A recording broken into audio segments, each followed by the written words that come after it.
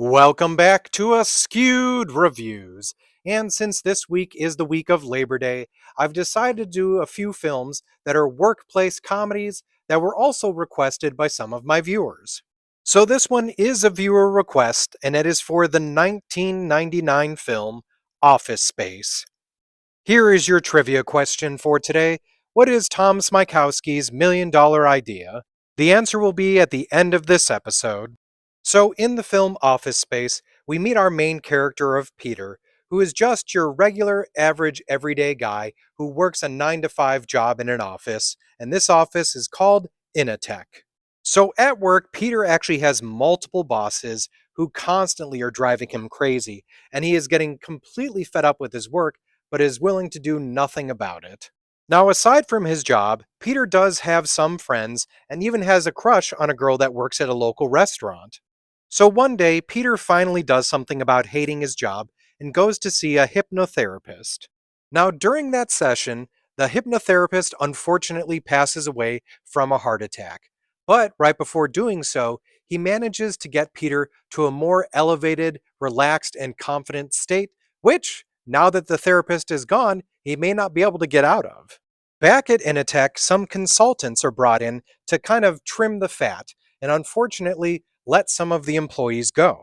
So now Peter, in his more enlightened and confident state, is going to work along with his two friends, Samir and Michael, to figure out a way of hacking Initech and managing to siphon money off so that they're set for the rest of their lives.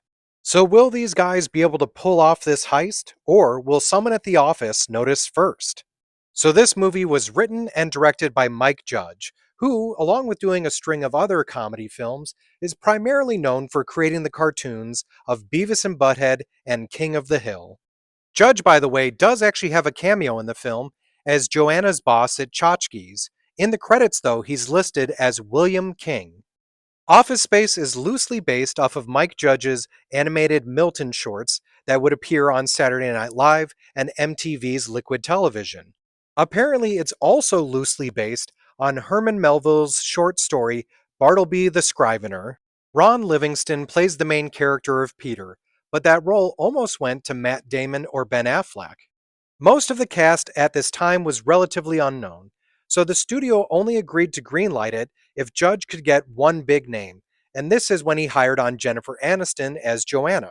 Now, apparently, the character was originally named Jennifer, but since she would have had the same name, they actually took Jennifer Aniston's middle name of Joanna and made that the character's name. There was apparently one other actress that was also up for this role, and that was Kate Hudson.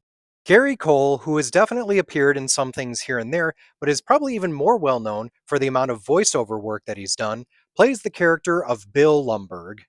Another actor that was also up for the role of Lumbergh was John C. McGinley, who would end up playing the character of Bob Slidell.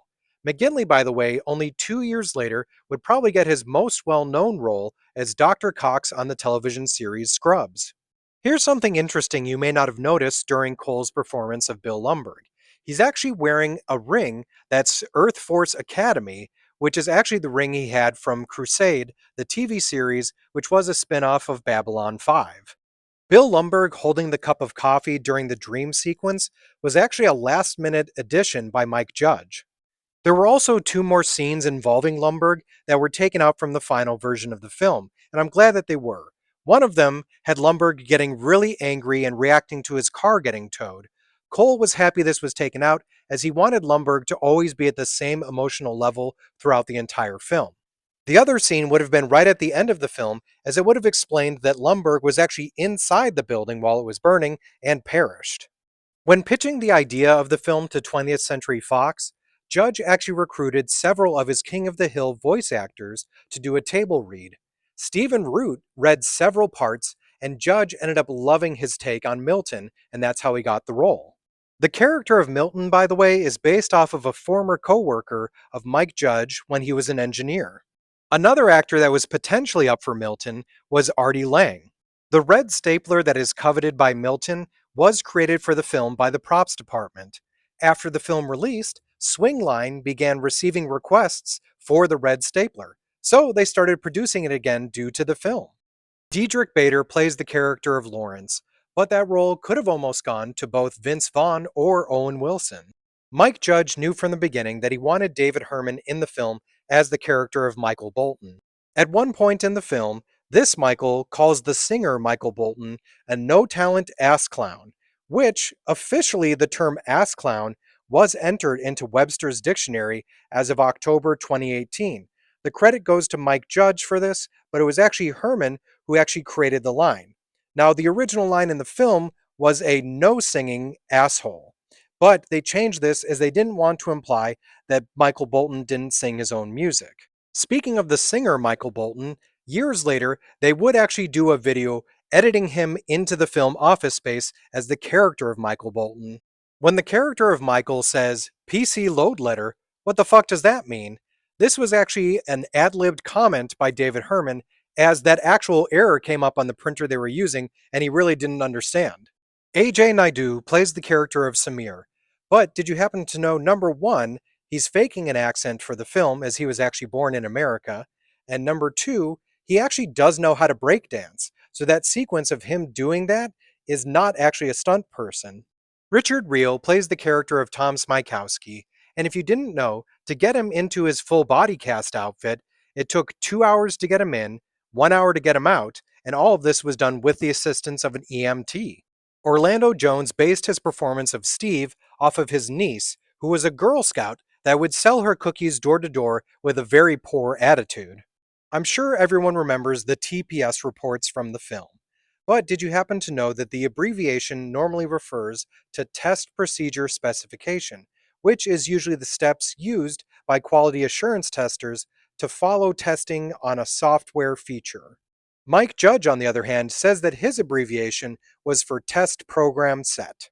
So there is a common expression of a square peg in a round hole referring to something that doesn't fit right, which is pretty much Peter in a nutshell. But did you happen to notice that the outside sculpture for Initech is literally a square peg in a round hole? The indoor set for tchotchkes was actually the interior of the Alligator Grill in Austin, Texas, which ended up closing down in 2009. Also, you may or may not have figured this out, but tchotchkes is supposed to be a take on TGI Fridays. Here's an interesting piece of trivia related to that. Because of this film, TGI Fridays stopped requiring their employees from wearing flair. The movie was primarily filmed in Texas, with some of it being done in Florida.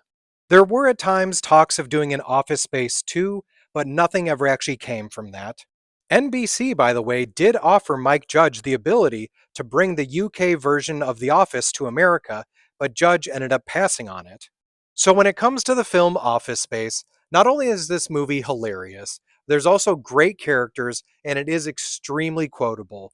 But if you've ever worked in an office or in the service industry, you recognize so many things that you can relate to. Additionally, another thing I want to point out is the soundtrack for this film. The studio at first did not understand why they wanted to put all of the rap music in there, but it works so well for so many of the scenes. So I'm going to give this film a 4 out of 5. Now, if you enjoyed Office Space, other movies I recommend checking out are 9 to 5, Horrible Bosses, Waiting, and Clerks. And now it's time for the answer to the trivia question from the beginning of this episode. What is Tom Smykowski's $1,000,000 idea? So Tom seems to think that the best idea ever created is the pet rock. And so his $1,000,000 idea is a jump to conclusions mat. I hope you enjoyed this episode of Askewed Reviews. And if there's a movie you'd like to see get a review, just mention it in the comments.